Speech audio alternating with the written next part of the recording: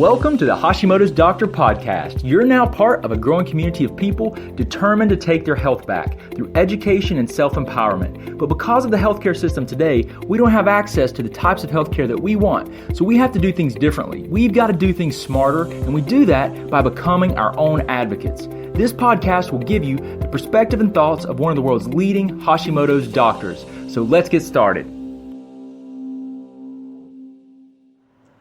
Hey guys, Dr. Shook here. I hope you're doing well today. In today's podcast, I want to talk to you about a very important topic, and that is the issue of silent autoimmunity and Hashimoto's.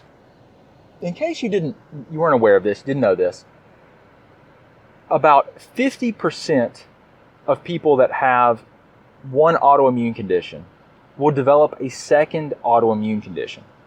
And this is really important when we're talking about Hashimoto's, because with Hashimoto's, what I've observed clinically is that there are specific, or more commonly, there are tissues that the autoimmunity more commonly expands to.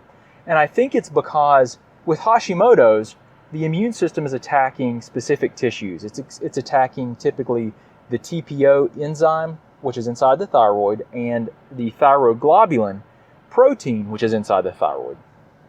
So both of these things have different molecular structures, right? The shape of the molecule is different. And there are other tissues in the body that have similar enough structures, similar enough to TPO and thyroglobulin, that the antibodies that you're actually making, which are actually kind of like, you think of it as like a Post-it note or like a sticky note, right? Their antibodies are designed to stick to things that they're specifically designed to fit or attach to. So like the thyroid, the TPO antibodies are specifically designed to attach themselves to TPO. But if something looks similar enough to that TPO, so another tissue, then it may be able to attach itself lightly, which we call cross-reactivity. So I think that the reason that a lot of this is occurring is because some of these other tissues in the body look similar to your TPO and thyroglobulin on a molecular structure, a molecular level. So the most commonly attacked tissues that I see clinically are tissues tissues in the brain. And when I say tissues in the brain, I'm really talking about the cerebellum, which is the back part of the brain. And I'm also talking about an enzyme called GAD65 or GAD65. GAD65 is an enzyme that converts basically one of your neurotransmitters, your glutamate, into GABA. And that's really an important conversion. I'm not going to get into all the minute details of that, but just want you to know that it is, that's one area where we see neurological autoimmunity. Also, the cerebellum is critical. I mean, the cerebellum is it's kind of like the mini brain. It sits at the back of the brain. And if you ever look at, a drawing, an illustration, or a picture of the brain, you'll commonly see the cerebellum looks like a mini brain kind of tucked underneath it in the back. The cerebellum is a processing station, and it is involved in so many different neurological pathways where nerves fire together.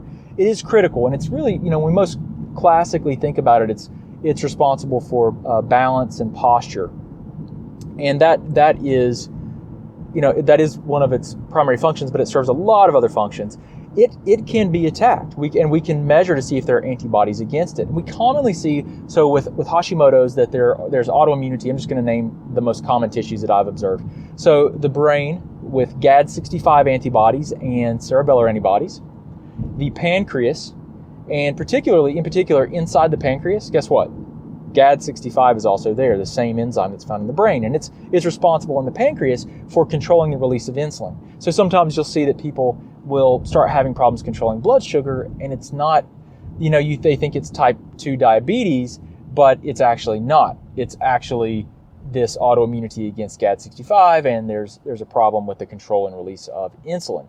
What ends up happening is that those people go undiagnosed, and they're the ones that things aren't really improved with the diets that they do, and all the classic things that they think to do for type 2 diabetes, like dietary changes and exercising more, don't fix it. And that's because that's not the mechanism. The mechanism is an immune-based problem, and you have to address the immune system. So that's another common thing you see. And just as a side note, 1 out of every 10 people with type 2 diabetes actually have type 1.5, which is this autoimmune, adult onset autoimmunity against the pancreas. It's a latent or delayed onset. So this is really important to know. If you know people that are diabetic, it's a huge problem. Diabetes is huge, but you're talking 10% of the people, which is a huge number of people, have this autoimmune component and have no idea.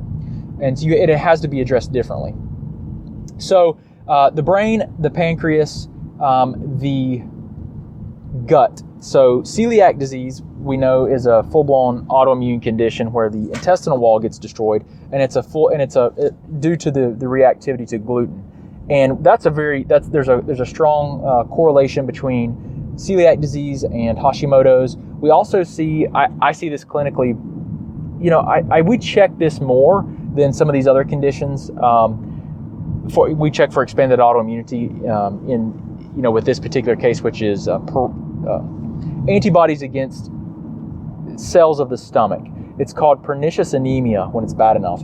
So the immune system attacks these cells in the stomach that make hydrochloric acid and something called intrinsic factor. Intrinsic factor is required for the body to absorb B vitamins. And if you have pernicious anemia, it's where you have an immune response against these cells, these parietal cells. They're getting destroyed, so you lose the ability to make adequate hydrochloric acid, and you can lose the ability to absorb your B vitamins. And that can lead to anemia and all kinds of issues, digestive problems. So really, I think that, the important thing here is to know is that if you have one autoimmune condition, especially Hashimoto's, it can expand to other tissues. That's why it's critically important that you begin as soon as you can addressing the drivers of the autoimmune process. And guys, the problem becomes is that there are 3 stages of the autoimmune process. There's silent autoimmunity that can last for, up to 5 or more years, where you have antibodies against tissues, but there are no symptoms. That's the ideal time to address it. Now, stage 2 autoimmunity is usually 5 to 10 or more years, and that's where you start to have symptoms, but they're not real sure where it's coming from. You just ache all over, don't feel well, and it hasn't been identified yet. Stage 3 autoimmunity is where the autoimmunity is very progressed. This is like 15 plus years typically, and it's very progressed. There's very clear destruction of a tissue or organ, so it can be very clearly identified, and they know what it is. But by then, guys, it's in stage. You're dealing with a very progressed autoimmune condition. Now, it's still worth working on and seeing how much you can improve it, because you might make a huge difference. But at the same time, the ideal time to catch it is before all these problems occur. So, if you have Hashimoto's, or I should say, if you're hypothyroid, if you have a low thyroid function, it's estimated that 90% of hypothyroidism comes from Hashimoto's. 9 out of 10 cases. How many people do you think have actually had, what percentage of people do you think have actually had testing for Hashimoto's? I guarantee you it's far less than 10%. I hate to know that number, because I know it's grossly underdiagnosed, but in defense of the doctors that are, the primary care physicians that are dealing with hypothyroidism, they don't have any tools to address it. They don't really have any ways to help it. And quite frankly, if you really don't need to, you shouldn't be ordering a test if it doesn't add value to what you can do for the person. Does that make sense? It's just how it is. But I wanted to share this with you guys because it's such a profound thing. One of the things that you can do, my staff's time is we really focus the majority of our time in practice on researching and teaching and creating tools to help people help themselves. We do work with people one-on-one, about 2 to 4 people per month, one-on-one. We work with people around the world, across the U.S., and we get very extensive testing with them. and help them to put together very precise approaches to support their health as much as possible, dampen their autoimmunity. And we do that probably 2 to 4 people per month. But not everyone has the means to have access to that, because you do have to pay for that out of your own pocket. The insurance is not going to cover that. You're going to have to spend at least a few $1,000s, but if you want to get really extensive testing, you're going to have to spend even a little more than that. And so it's all relative. And we try to create tools for everyone. And that's what we really spend most of our time doing. We created our transformation community, which is a group of people. We have a closed Facebook group that we support pretty intensively. We have our entire dietary program. We have a core dietary program that's focused on decreasing inflammation, healing leaky gut, and balancing blood sugar. It's what it's completely focused on. It is a fantastic framework for people to start addressing their autoimmunity. And we have discounts on through our online nutritional supplement dispensary of 35%. And plus it's free shipping over $50. Our program now, at the time of this recording, this is what we're doing. So I don't know if it's still available today, but it's only $20 per month. Cancel anytime, no contracts, nothing. You just cancel it on your own through your receipt that you receive. We are trying to change the face of healthcare. We're trying to do it by actually saving people money while giving them, the best, world-class information on how to help themselves in a community-based format, so they can ask questions and get guidance from, programs that I've put together, my staff and I've put together, that are really designed to walk you through the process and spoon feed you without overwhelm. That's really what we're focused on, and trying to help you really help yourself. If you're interested in any of our programs, guys, you can always go to hashimotosdoctor.com/TCS, and you can learn about our transformation community. But, if it's something that we're trying to do to really help people help themselves. So I wanted to share this with you guys. I think this is a really, really important topic. If you know you're autoimmune, you've got to do something about it, guys. You've got to do something. Start with diet and lifestyle and start changing your life.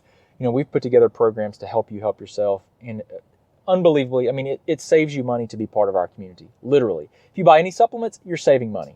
And it's something that can give you a great community and direction. The other things, if you need help and you're just tired of being tired and you want to get, data, information to help us figure out exactly, what's contributing to these problems, then, go to our website at drbradshook.com, look at application for care, and you can learn about working with us maybe one-on-one and getting extensive testing to be much more precise in an approach to help you get results faster. It's really what it comes down to. But if there's anything we can do to help you, please reach out to us. We will do everything we can to help you. In all sincerity, we are trying to change the world, and I'm trying to do that by helping one person at a time. If I can help you, I know it'll have an impact on your family, your community, and that changes the world little by little. So we're going to do the best that we can. We want to help you guys. So please let us know if there's anything that we can do, any questions that we can answer. We will do the best we can for you. But guys, hope that this has helped you to get more perspective and be better in control of your health to help yourself. And I appreciate you spending some time hanging out with me today, and look forward to talking to you guys again soon. Thanks. Thanks so much for listening. We hope you enjoyed hanging out behind the scenes with Dr. Shook. You can also talk with and learn from Dr. Shook through Facebook Live on our Facebook page at the Office of Dr. Brad Shook. Don't forget, you can also get access to our videos, guidebooks, and thyroid programs at www.drbradshook.com. Oh yeah, and don't forget one more thing. We can change the world one person, one family, and one community at a time. Until next time, remember, today is your day, and no one will tell you who you are and what you can be.